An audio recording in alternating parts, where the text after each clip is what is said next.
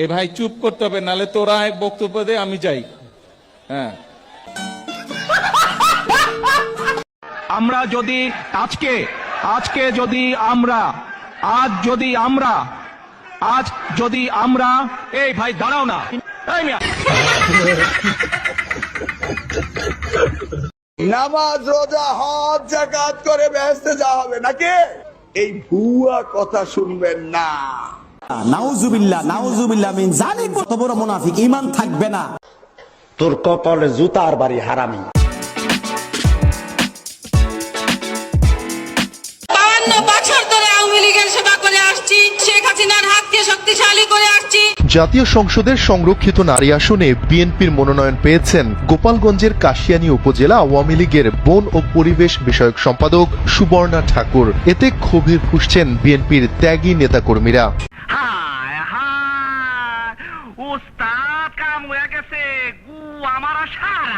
BNP এমন একটি এতিম দল যারা নারী প্রার্থী দেওয়ার মতো নিজের দলের কোনো মেয়েকে খুঁজে পায় নাই।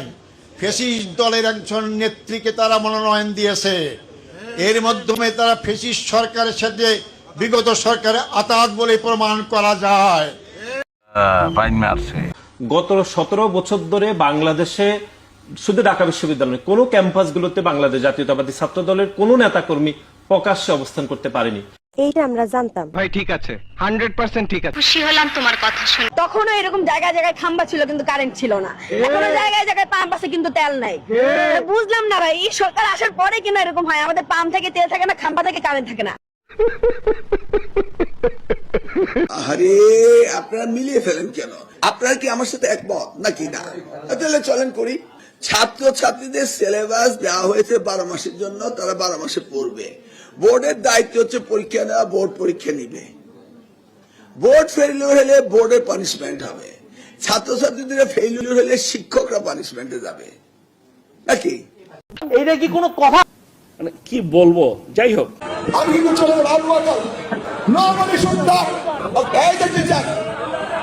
আমি কিন্তু চলে বসেন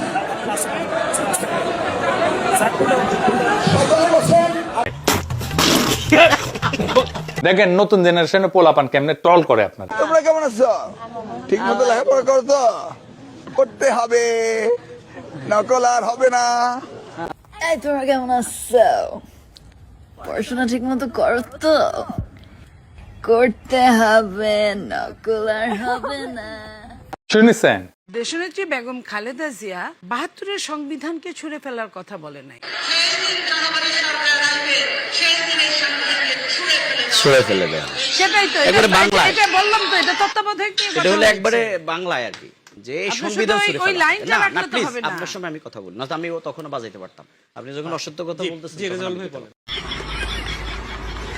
তারা একবারের জন্য জনগণের কল্যাণের কথা চিন্তা করেন নাই, কেউ করে না। যার ফলে আজকে অস্বাভাবিক ভাবে এই দাম বাড়িয়ে দিয়েছে। কি হয়েছে, এখন কি হবে আপনারা সবাই জানেন, যে জ্বালানি তেলের দাম বাড়ানোর ফলে ট্রান্সপোর্ট কস্ট বাড়বে, কিন্তু বাড়বে নয়, ট্রাকের ভাড়া বাড়বে, এবং একই সঙ্গে আমাদের যে চাল ডাল তেল লবণ সবজি যেগুলো বাইরে থেকে আসে তারও দাম অস্বাভাবিক ভাবে বেড়ে যাবে। এটা করে কোনোদিন মনে মনে ক্ষমতায় আসলে বিএনপি এই দেশে বিদ্যুতের জায়গায় খাম্বা দিবে। কেমন আছেন আপনারা? ভাইয়েরা কেমন আছে? চকবাজারের মসজিদের ইমাম, মা বোনেরা কেমন আছে? জামে মসজিদের ইমাম। ভালো হয়ে যাও মাসুদ। মাননীয় স্পিকার, আমার কবিতাটা হলো, আপনি কাইন্ডলি শুনবেন আপনারা।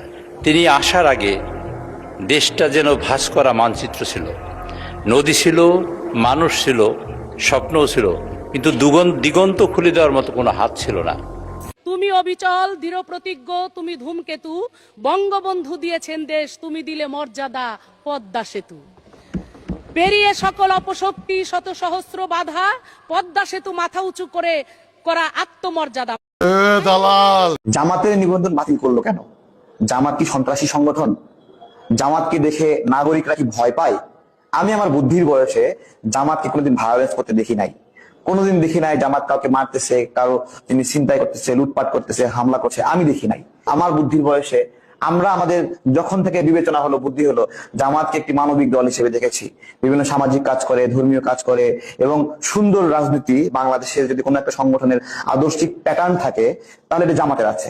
আপনি যদি জিজ্ঞাসা করেন আওয়ামী লীগের আদর্শ কি, কি আদর্শ, কেউ বলতে পারবে?